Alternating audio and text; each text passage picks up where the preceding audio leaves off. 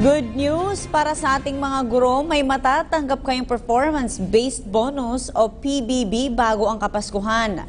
Ayon sa DepEd, maliban pa ito sa Performance Enhancement Incentive at year-end bonus na inyong makukuha.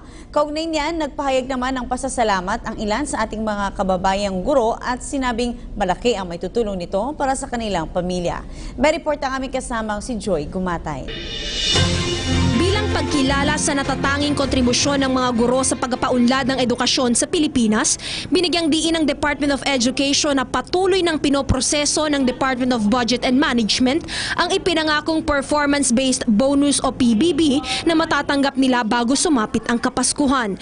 Kapwera pa ito sa Performance Enhancement Incentive at year-end bonus na taunan ring natatanggap ng ating mga kaguruan.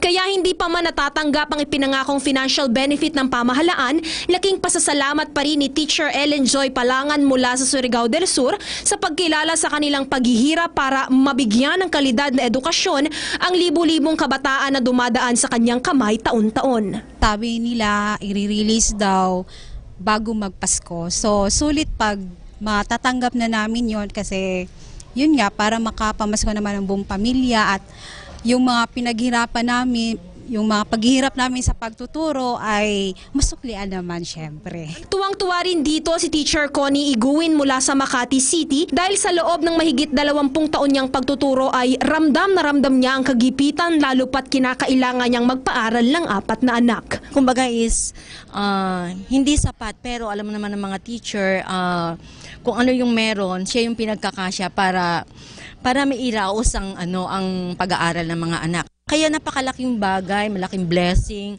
na nagkaroon kami ng PBB bonus. Kahit na sabi mo medyo huli, andyan pa rin. Ang performance-based bonus na natatanggap ng mga guro ay pumapatak sa 5,000 hanggang 30,000 piso kada taon. Depende ito sa National Achievement Test results, dropout rates at retention rates ng kanilang mga estudyante. Bagaman malaking bagay ang 5,000 pisong natatanggap ni Teacher Anselma Pulihin mula sa Oriental Mindoro, hiling niya sana raw ay pantay-pantay na lamang ang bigay sa bawat guro sa iba't ibang paaralan.